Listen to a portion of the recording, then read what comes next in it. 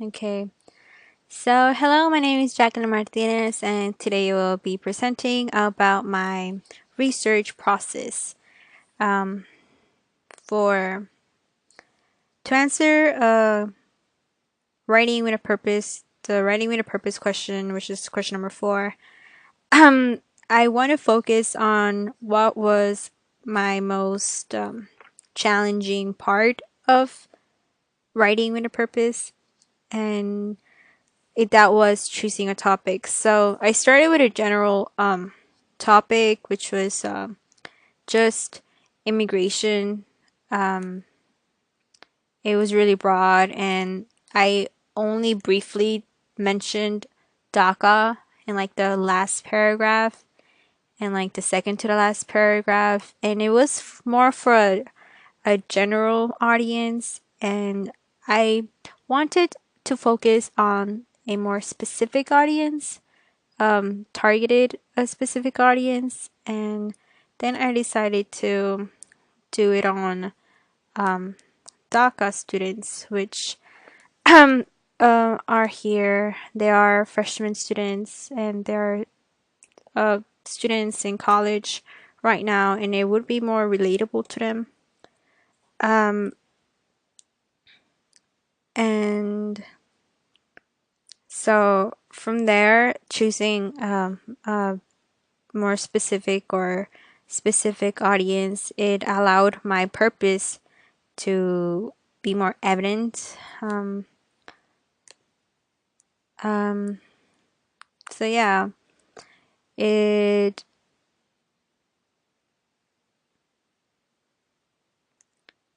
it my essay basically focused on DACA students, and my purpose was then made more evident because it was to convince readers to take action and reach out to their representatives to demand a law that would benefit DACA participants.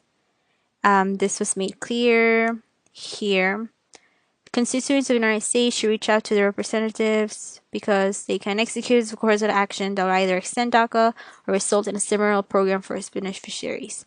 People should support DACA recipients because they deserve a right to remain in the United States for excellent conduct and morals instead of fearing deportation to an unknown country because they are just like regular citizens. And therefore, having a set purpose and audience allowed me to compose an essay in which its format was well organized. Here, I've noticed a problem, which was in my first beginning statements here. Then I made a claim that people should support DACA recipients, and then I provided evidence from 3 different sources, and then my purpose again was repeated at the end, or like at the end of every made paragraph. Like for example, here, for the reason, the continuation of DACA or the introduction of a similar program should be implemented that will grant undocumented young adults eligibility to work without emotional burdens caused by their legal status. And I repeated this after every like major paragraph, as I've said before. And then my audience was made aware, like throughout my essay, that um, that people, constituents of the United States, should pressure the representatives to demand a law that will benefit DACA recipients. And yeah, so before in my previous, my beginning paper, this was not made clear at all. It was just very general, as I said before. Yeah. So I would also like to answer question number 3, which is integrating secondary sources and writing with authority. For here, I learned that you don't rely on your secondary sources heavily. rather you use them to support your claim. And for this purpose, we used CRAP sheets, which stands for currency, relevance, authority, accuracy, purpose, and we find these for every secondary sources that we plan to use. And they must pass this CRAP sheet in order for us to implement it, include it in our essays. So this CRAP sheet allowed me to check whether my secondary sources should be included on my essay. So this is my example of a CRAP sheet. I used it on to check its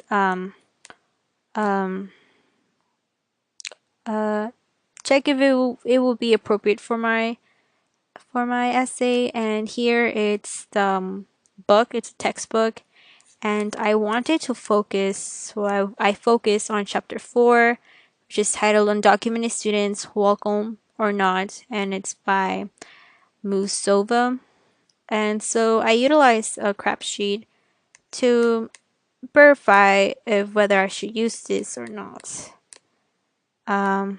Where is the CRAP sheet? Okay.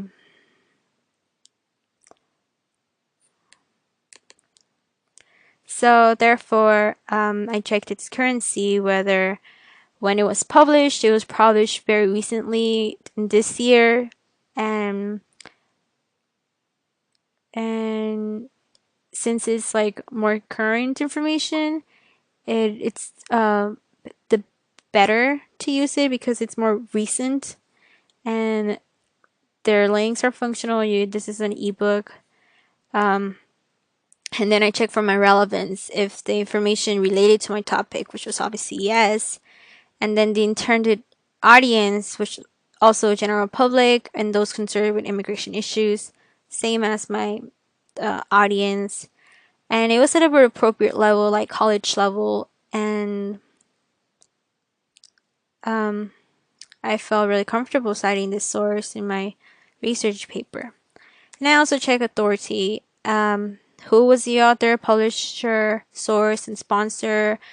The author was Musova, the publisher was ABC, and then CLIO Incorporated, and it was edited by this person, Black Card, and within the textbook or ebook, it provided the author's credentials. So he's a PH, and he has a P. The person has a PhD. He's an associate professor of higher education at Louisiana State University. So it's really like credible. So he is qualified to write, and there was also content information provided for him.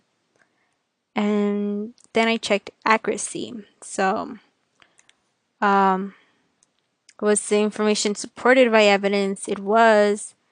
Has it been reviewed? It had. And I verified this information with other sources. And the language was actually very unbiased and free of emotion. It was very factual information. And there was no evidence, spelling, grammar errors in it. Then I checked its purpose. The purpose was to inform, and it made its purpose very clear. It was to inform. And it did so by including facts. And also, I like that its point of view was really objective and it was really unbiased. And all the content was like factual information. It provided a works cited page where the person got all the information about. And here for rhetorical notes, I put that I like how the author included several options on how to solve this immigration issue concerning undocumented students. She not only lists possible solutions, but she also points out the cons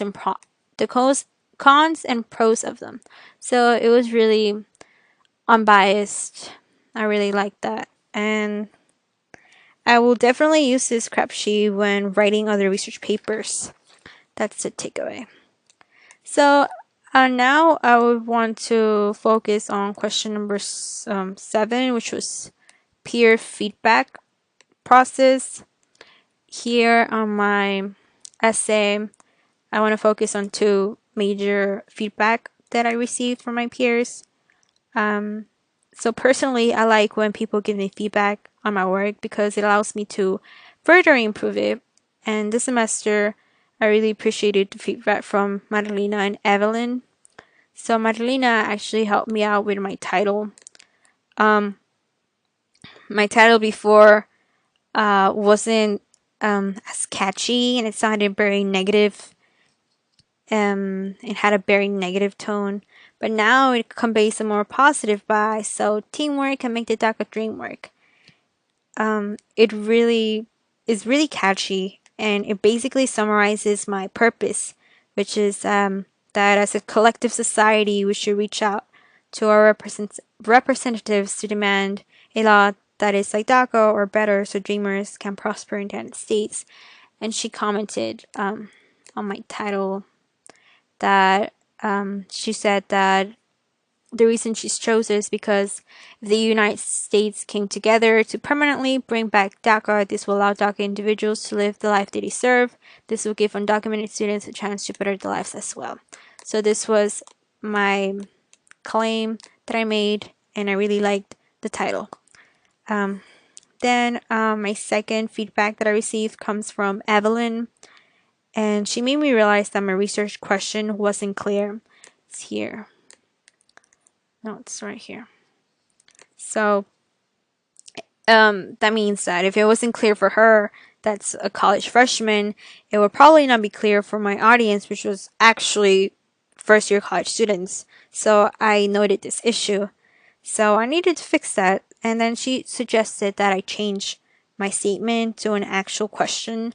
She said here, which one of these is a research question? Because I believe it is one of these.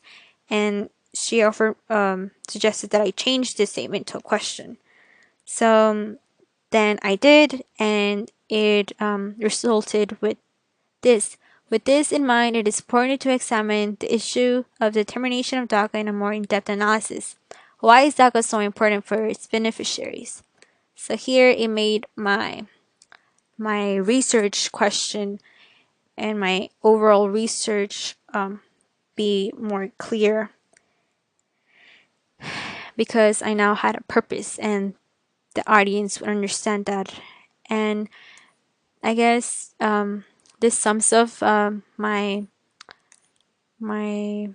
presentation. I'm really thankful for all the feedback that I received from both the teacher and my peers and everything that I've learned so far. And I'll definitely use these strategies for writing research papers on other classes. So thank you for your time. This concludes my presentation. Now where do I stop recording?